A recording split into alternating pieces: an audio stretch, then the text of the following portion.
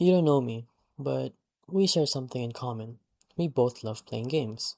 I don't know about you, but my first ever game that I played was Gmod Save Grandma. Deluxe Edition.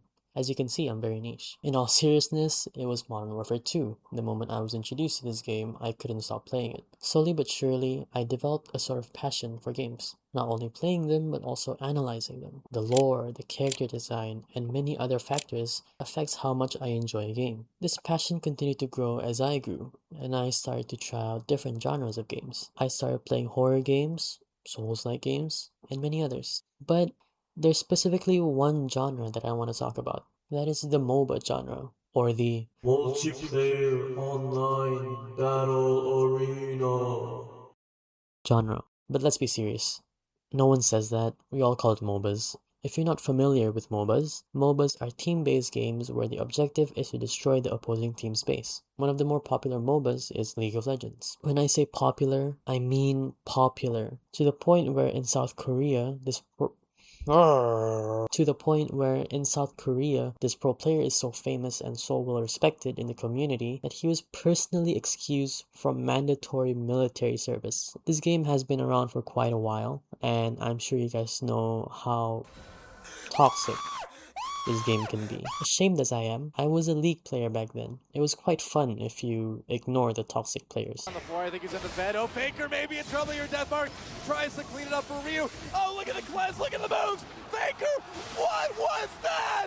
Faker with a huge... But eventually, MOBAs started to die for me. I moved on and played other games like Counter-Strike, TF2, Dark Souls, and even Minecraft. But recently, that spark came back to me, and it was all because of Deadlock. If you're unaware, Deadlock is a game that was made by Valve. The same Valve that made Counter-Strike and TF2 has now made their very own MOBA game, reaching 170,000 players at its peak. And the craziest part, this game's not even out yet. To play, you need an invite from someone who already has the game. So, what makes the game so different compared to other MOBAs? And why is it so popular?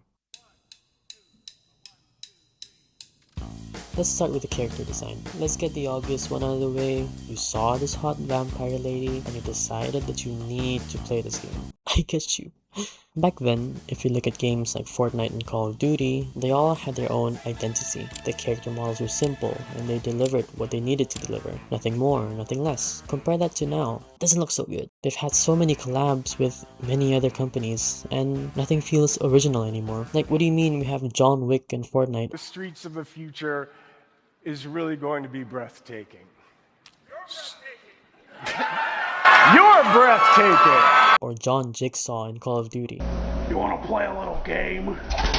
There's not a lot of original ideas anymore. Anyways, let's take a look at Deadlock. There are a bunch of characters to choose from, and you can already tell each character has their own trait. There's Abrams, a detective, protecting the strongest book in the world because he's scared it might fall into the wrong hands. There's Yamato, an alien obsessed with Japanese culture. There's Billy, a goat head who hates corruption, and so many more.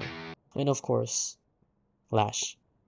I'm pretty sure this isn't even the full roster yet, and they're still developing more and new characters. Most of these characters have their own lore, which adds so much more depth to the game. Hello? What's happening, man? Oh yeah, try again.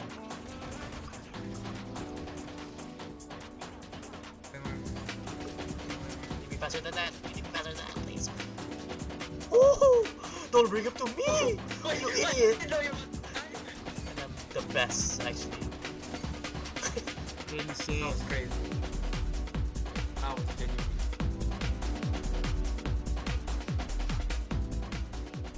Now, you've picked a character that you like, but you have no idea what's happening. This game's a MOBA, so why am I in third person? While it is true that this game is a MOBA, it's also a shooter. Think of it like Overwatch combined with League, either on the cool side or the not so cool side.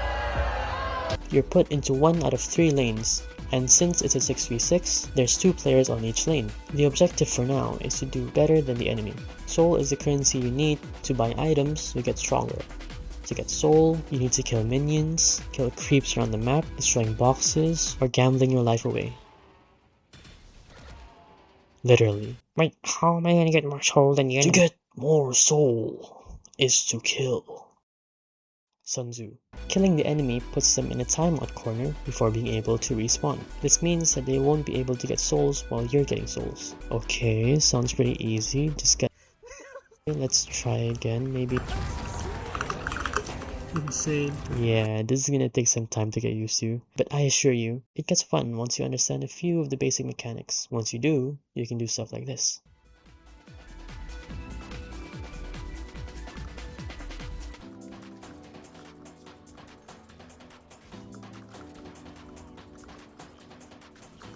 Yeah, take my sinners again.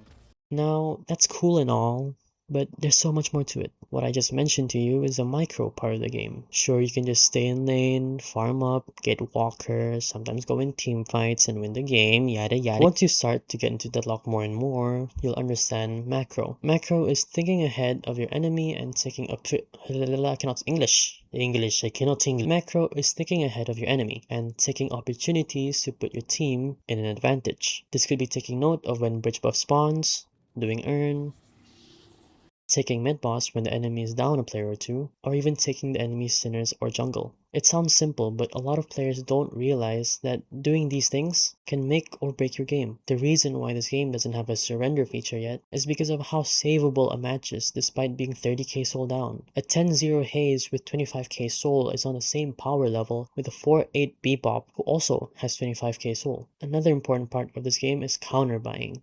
Tired of dying against gun characters like Wraith? Buy Disarming Hex to make her useless for a few seconds. Can't reach Vindicta because she's always flying around? Buy Knockdown. Tired of almost every ability in the game? Buy Counterspell. These are the things that makes this game so enjoyable and not repetitive. It's not a game where I make it till the end, surviving against all the other players, just to get sniped without being able to respawn and lose the entire game. Or shooting at enemies, dying, respawning, and rinse and repeat. Instead, Deadlock puts your brain to use and rewards you for thinking ahead of the enemy. Of course, doing the wrong decision will punish you. If you're too deep in enemy territory, you might see a rem that doesn't like how you're looking at them. But hey, sometimes you can get away with it.